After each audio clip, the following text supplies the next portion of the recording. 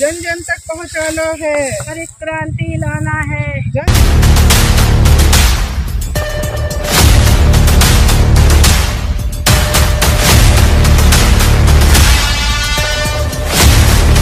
कि ब्रह्म एक है, वाह, और वो सर्वत्र है, हरि व्यापक सर्वत्र समाना। जब सबके अंदर भगवान है, सबके अंदर वही व्याप्त हो रहा है, वही ब्रह्म सबके अंदर है, तो इसका एक अर्थ ये निकलता है।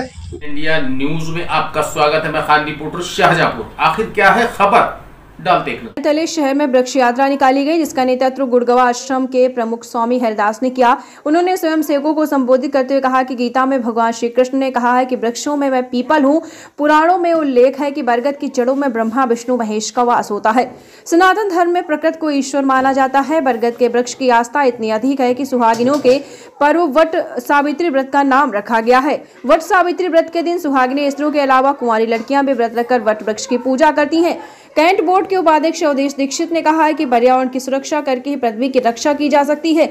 अगर हम नई पीढ़ी को सुखद जीवन देना चाहते हैं तो हमें अब बड़ी संख्या में पेड़ लगाने होंगे। इसके लिए बिना धरती पर जीवन की कल्पना नहीं की जा सकती। वृक्ष यात्रा का आरंभ हरिवंश से होकर निकुंजवन तक हुआ। समाज सेवी गजेंद्र गंगवार ने कहा है कि ग्लोबल वार्मिंग से बचने के लिए पेड़ लगाना बहुत जरूरी है। इस अवसर पर आशीष भारद्वाज, राजेश्वर पाठक, सरदार राजू बग्गा, विकास पांडे, शिवाजी गुप्ता, अमित श्रीवास्तव आदि लोग मौजूद रहे। जन जन तक पहुँचाना है, हरित क्रांति लाना है। जन जन तक पहुँचाना है, हरित क्रांति लाना है। जन जन तक पहुँचाना है, हरित क्रांति लाना है। आओ मिलकर पेड़ लगाएं, अपनी प्यारी धरा बचाएं। आओ मिलकर पेड़ लगाएं, अपनी प्यारी धरा बचाएं। आओ मिलकर पेड़ लगाएं, अपनी प्यारी धरा बचाएं। शाहजहांपुर को सजाना है, सबको एक पेड़ लगाना है।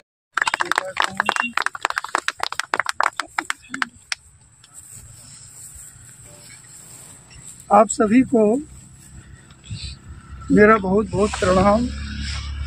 मुझे बहुत आनंद हुआ इस कार्यक्रम में सम्मिलित होने का अवसर मिला।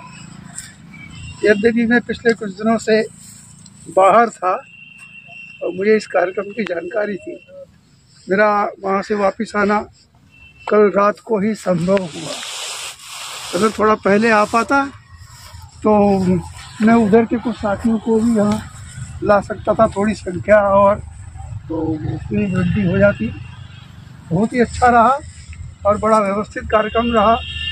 हमारे विचार में सभी के मन में ऐसा लग रहा है कि इस प्रकार का आयोजन आगे भी हम किसी क्रम से शुरू कर सकेंगे।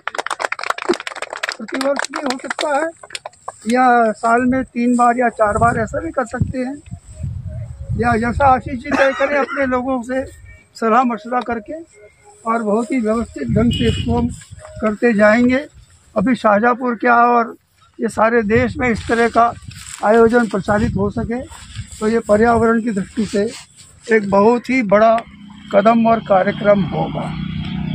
ये जो पर्यावरण चेतना की जो बात आजकल चल रही है, बहुत लोगों को ऐसा लगता है कि ये जो सारी दुनिया में वैज्ञानिक प्रगति हुई है और लोग सोचना शुरू किए हैं, तब पर्यावरण की बात उठना शुरू हुई है 30-40 वर्षों से, 50 वर्षों से। लेकिन ऐसा बिल्कुल नहीं है। जो भारत का चिंतन है, हिंदू चिंतन है, हिंदू जीवन शैली है, उसका जब हम ध्यान करते हैं तो आप सबको पता, आपको बताने की आवश्यकता नहीं है। हमारे ऋषि मुनियों ने सभी ने यह कहा कि ब्रह्म एक है, वाह, और वो सर्वत्र है, हरि व्यापक सर्वत्र समाना। जब सबके अंदर भगवान है, सबके अंदर वही व्याप्त हो रहा है, वही ब्रह्म सबके अंदर है, तो इसका एक अर्थ ये निकलता है कि हम सबका जीवन परस्परावलंबी है।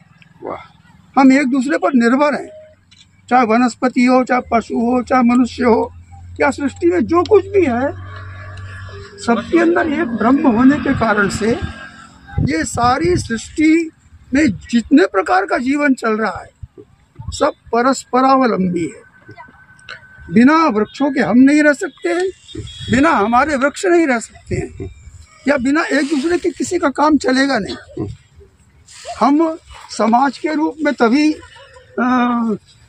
विकास कर सकते हैं जब हमारा अपने पड़ोसी से, अपने लोगों से, अपने चारों ओर के लोगों से कोई संबंध और वो होता है तब।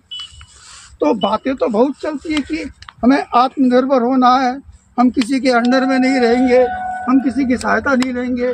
ये बातें भाषणों में अच्छी लग सकती है, लेकिन दुनिया में एक भी आदमी या एक भी जीव ऐसा नहीं है जिसका जीवन उसके चारों ओर के वातावरण पर, वहाँ के परिसर पर निर्भर न हो। हम सब वास्तव में, बहुत अच्छी बात है, परस्परावलंबी है।